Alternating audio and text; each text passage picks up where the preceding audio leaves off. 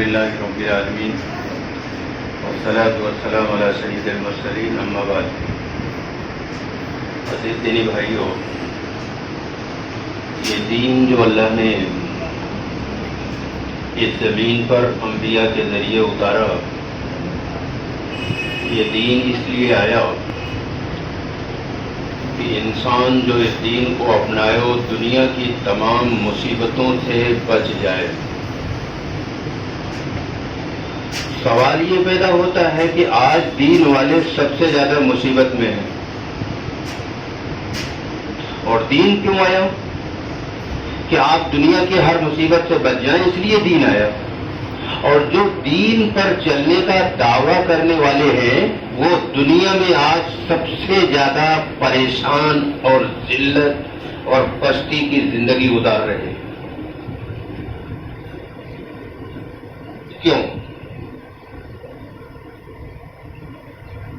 یہ قابل غور بات ہے. میں جمعے کو آ کر کے جو بھی بات کرتا ہوں وہ غور و فکر کی بات ہوتی ہے، اور غور و فکر سے ہی کوئی نتیجہ برآمد ہوتا ہے. اسی لیے ایک لمبا وقفہ ہوا تقریری انداز میں بات کرنا چھوڑ دیا. یہ قابل غور بات ہے. ایسا نہیں کہ ہر جمعے کی ایک رسم ہے 20 منٹ بیان کریے آپ اپنے گھر ہم اپنے گھر. یہ قابل غور بات ہے.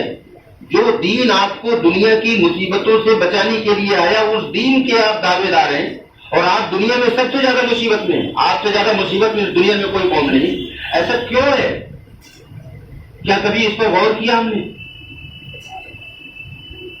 مثلا ایک آدمی اگر کوئی کاروبار کرتا ہے، کیوں کرتا ہے؟ تو اس سے نفع ہوگا، خوب پیسہ کمائے گا، پھر اس سے آرام کی تمام چیزیں خریدے گا. لیکن اگر کوئی کاروبار کرے اس میں نفع کے بجائے جو گھر میں تھا وہ بھی ختم ہو گیا، تو آدمی اس پر غور کرتا ہے کہ ایسی کیا غلطی ہوئی، ہم نے کہاں غلطی کی ہے جس کی وجہ سے اس کاروبار میں نفع کے بجائے نقصان ہو گیا. اے کاش کہ یہ مسلمان غور کرتا کہ وہ دین جو چیلنج کے ساتھ یہ کہہ رہا ہے، اور خالی کہہ نہیں رہا ہے، پریکٹیکل لیبورٹری میں ٹیسٹ کر چکا کہ اس دین کو جو اپنائے گا اس زمین پر وہ سرخرو اور سربلند ہوگا، ہر قسم کی مصیبت سے نجات پائے گا. اور یہ جملہ نہیں ہے، یہ حقیقت ہے. 1000 سال تک اس زمین پر دین والے سپر پاور رہے. کتنا دن تک؟ 1000 سال تک اس زمین پر دین والے سپر پاور رہے. اور اس کے بعد 500 سال ہو گئے. 500 سال سے آپ اس زمین پر سپر تو بڑی دور کی چیز ہے، روڈ پر چلنا بھی آپ کا مشکل ہے. آج آپ کو یہ سوچنا پڑتا ہے کہ میرا مکان کہاں ہے، کہیں وہاں اکیلا تو نہیں ہے میرا، پھر تو مسئلہ میرا پھنس جائے گا. آج ہی ہر ایک کی سوچ بن گئی. آج آپ یہاں پہنچ چکے ہیں. یہ کیوں ہے؟ اس پر کبھی غور نہیں کرتے. غور کرتے تو یہ دینی نہ تھا. آئیے اس کے کچھ پہلوؤں پر. یہ ایک ایسا عنوان ہے جس کو اگر تفصیل سے کوئی کہے میں 2 گھنٹے میں بتا دوں گا تو غلط بات ہے. 2 گھنٹے میں بھی نہیں پورا ہوگا، کہ جائیں گے 15-20 منٹ میں. لیکن پھر بھی میں کچھ خاص باتیں لانے کی کوشش کروں گا کہ وہ دین جو آپ کو اس دنیا میں ترقی دینے کے لیے آیا. لوگ کہتے ہیں موت کے بعد. ارے بھائی یہ دین دنیا میں ترقی دینے کے لیے آیا. اگر یہ دین تمہیں دنیا میں ترقی نہیں دے سکتا تو آخرت میں تمہیں آگ سے کیا بتائے گا؟ یہ دین کا ہر نفع پہلے دنیا میں ہے، آخرت میں بات نہیں ہے اس کے بعد. تو یہ دین ہمیں کیوں نفع نہیں دے رہا ہے؟ اس کی سب سے بڑی جو پہلی وجہ، کئی وجوہات میں سے سب سے بڑی جو پہلی وجہ، ہمیں اللہ نے دنیا کے ہر انسان کو نفع پہنچانے کے لیے بھیجا تھا. جملے پر غور کریے گا. یہ جو کنویں کے میڈک بنے نا، یہ ہمارا گروپ ہے اور تیرا گروپ ہے. اسلام گروپ کو مٹانے آیا تھا. اسلام گروپ کو کھرد کر کے لیے آیا تھا. اور قرآن کی میں کئی آیتیں پیش کر سکتا ہوں اگر کسی کی یہ میری بات ڈائجسٹ نہ ہو رہی ہو. قرآن کہتا ہے گروپ بنانے والا جہنم میں جائے گا چاہے رات کا نماز پڑھتا ہو. اگر وہ گروپ کا حامی ہے تو جہنمی ہے. اور حوالہ دے دے رہا ہوں, گھروں پہ جا کے ترجمہ دیکھ لینا. سورہ آل عمران آیت نمبر 105 میں کہا ہے اللہ نے گروپ بنانے والے سب جہنم میں جائیں گے.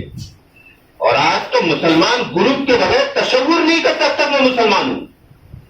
اگر کوئی آدمی یہ کہے, گروپ کو عربی میں فرقہ کہتے ہیں, عربی لفظ ہے فرقہ. اگر کوئی یہ کہے کہ میں فرقے کے بغیر ہو تو اچھا ایسا کوئی مسلمان ہوتا ہے دنیا میں؟ واہ بھائی واہ. جو اصل دین ہے اس کو تعصب سے بیچتے. اسلام گروپ بندی کو مٹانے آیا تھا اور بلا تفریق دنیا کے تمام انسانوں کو گلے لگانے آیا تھا. چاہے وہ یہودی ہو, چاہے وہ کرسچین ہو, چاہے وہ براہمن ہو, چاہے وہ چھتری ہو, چاہے وہ ویسے ہو, دنیا کے ہر انسان کو بلا تفریق گلے لگانے کے لیے آیا تھا. اذ قال لهم اخوهم نوح الا تتقون. یہ سورہ 26 کی 7-8 آیتیں میں 2-3 پڑھ دے رہا ہوں, ترجمہ بعد میں کروں گا. ہر آیت کا ترجمہ ایک ہی ہوگا. اذ قال لهم اخوهم هود الا تتقون. اذ قال لهم اخوهم صالح الا تتقون. اذ قال لهم اخوهم لوط الا تتقون. اس سب کا ترجمہ ایک ہی ہے, خالی ایک ایک نام الگ الگ ہے. اذ قال لهم اخوهم نوح الا تتقون.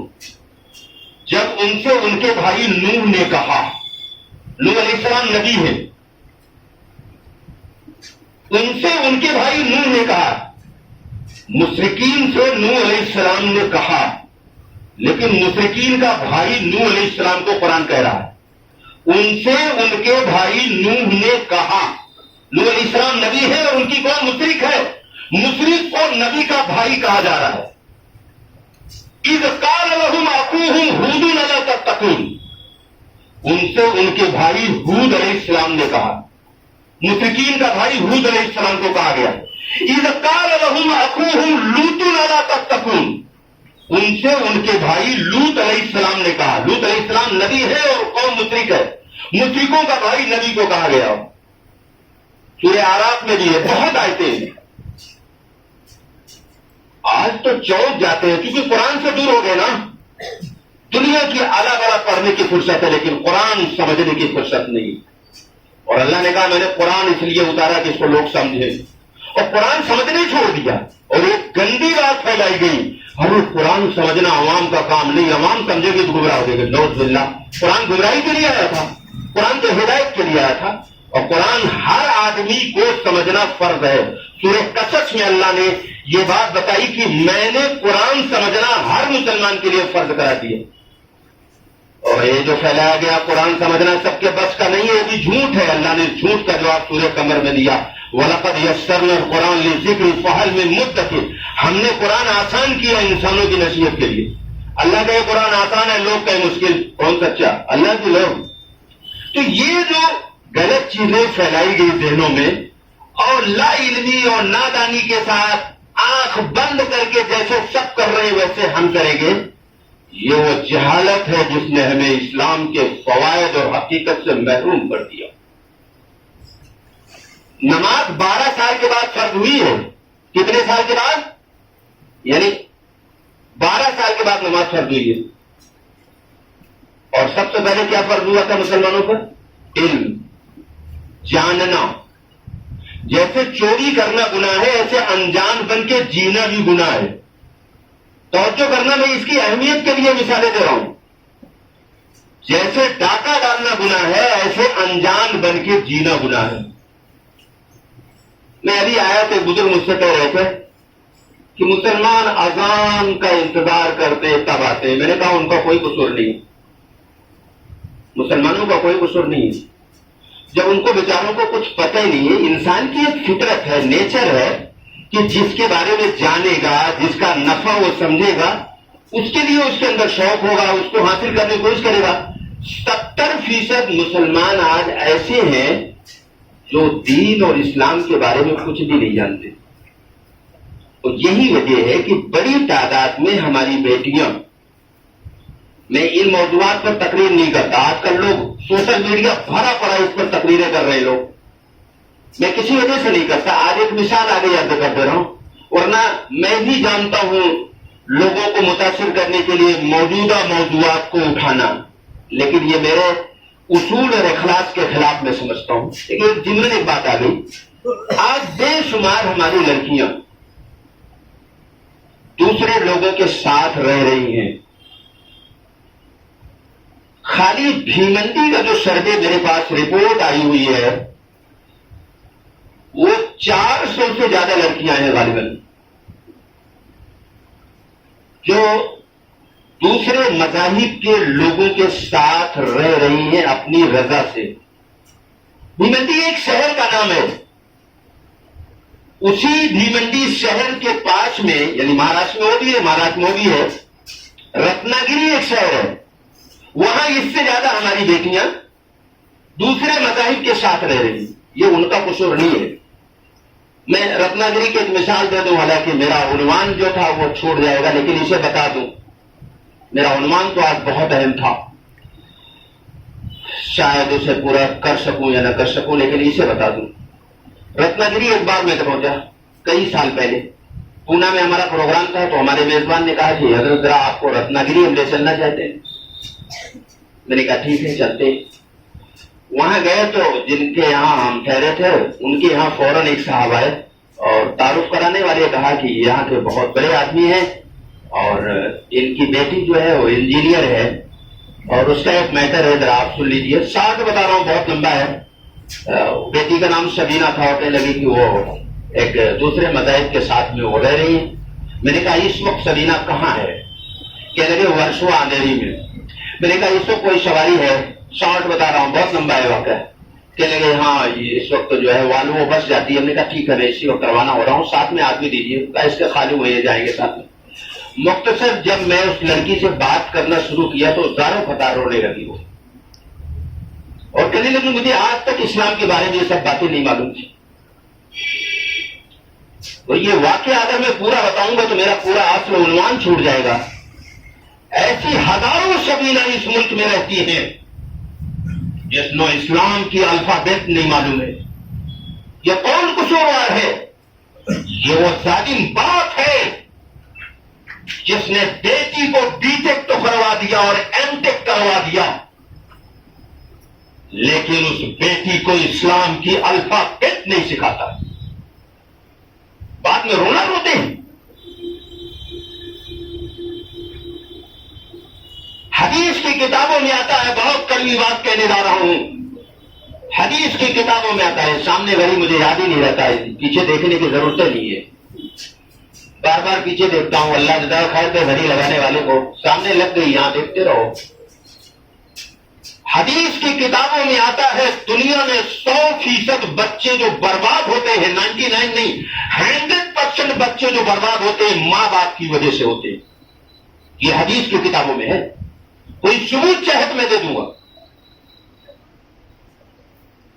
सारी दुनिया में बच्चों को खराब करने वाले उनके मां बाप होते हैं, और जब खराब कर चुके हैं ना आप कहते हैं कोई ताबीज दे दो, और ताबीज फरोश आपकी जेब से माल निकालने के लिए आपको ताबीज बनाता है, बेवकूफ बनाता है। यह मुस्तकिल एक मौजू है मेरा, मैं इस पर नहीं बोलना चाहता इस वक्त।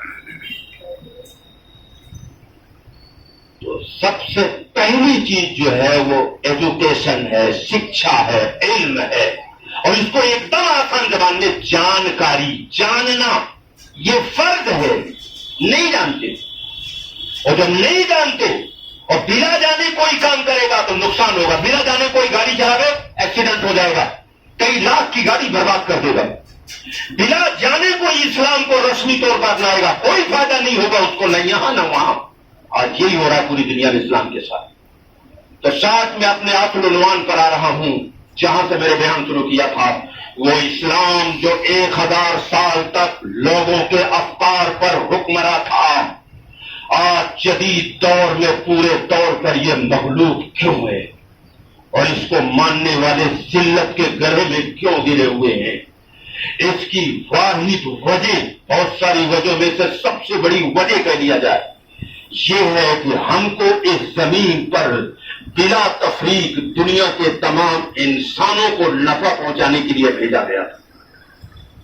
اگر ہم نفع نہیں پہنچا رہے ہیں تو دین ہمارے پاس نہیں بچا، اور اگر کسی کو نہ ختم ہو تو جمعے کے بعد سوال کریے، میں جواب دوں گا، دلیل کے ساتھ ثابت کروں گا۔ اگر کوئی نفع بخش نہیں ہے اس زمین والوں کے لیے تو وہ چاہے جتنے لمبے چوڑے دعوے کرتا ہو، چاہے جتنے لمبے کرتے ہو، اس کے پاس دین نہیں ہے، چیلنج کے ساتھ کہہ رہا ہوں۔ اور اگر نفع پہنچا رہا ہے اور کرتا نہیں ہے تو وہ دیندار ہے۔ میں ایسے دینداروں کو جانتا ہوں جو کرتا نہیں، ان کے پاس پینٹ شرٹ پہنتے ہیں، پینٹ شرٹ پہننا کوئی گناہ نہیں۔ حضرت عمر پینٹ کے ایجاد کیے، پینٹ کے بانی حضرت عمر رضی اللہ تعالیٰ عنہ ہے۔ کسی کو اگر ثبوت چاہیے تو فاروق اعظم کتاب کا نام ہے جو مصر میں چھپی ہوئی ہے اور ندوے کی ہر بک اسٹال میں ملتی ہے، پڑھ لیجیے۔ پینٹ کی ایجاد حضرت عمر نے کیا، پینٹ پہننا کوئی کباہت نہیں اس میں۔ غیر ضروری چیزوں کو بکواس بنا لیا، جو اصل دین ہے وہ ہمارے پاس نہیں، اس کا پتہ ہی نہیں کہ یہ چلتا۔ تو دنیا کے تمام انسانوں کو نفع پہنچانا، اس پر بڑی عجیب باتیں میں قرآن اور حدیث سے لانا چاہتا تھا، لیکن وقت مشکل سے 2 منٹ بچا ہے، اس لیے میں پریکٹیکل واقعہ بتا دیتا ہوں اور اس کے بعد مسلم کی ایک حدیث لا دوں گا، شاید وقت ہو تو، ورنہ نہیں۔ احمد آباد میں تو فساد ہوا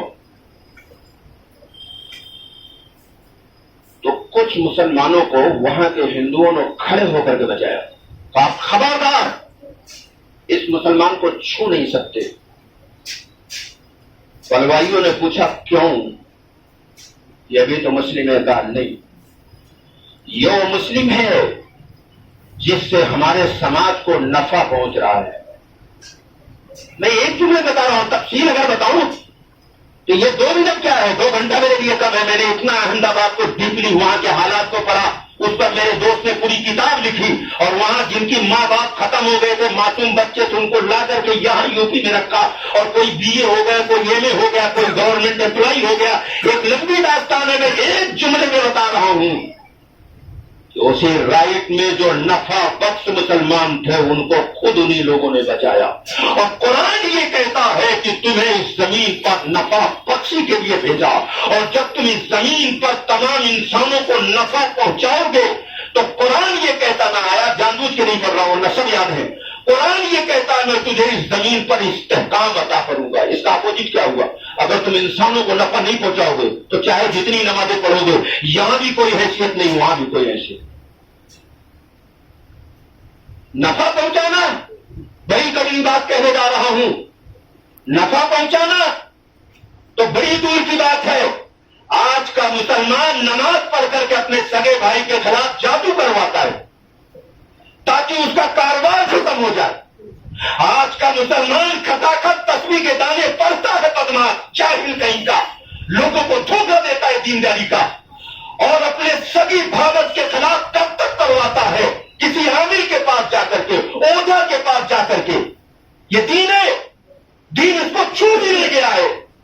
کہاں دنیا کے تمام انسانوں کو نفع پہنچانے کی بات کی گئی، کہاں یہ سگے بھائی کے ساتھ نقصان پہنچانے کے پلان بنا رہا ہے، تدبیریں کر رہا ہے۔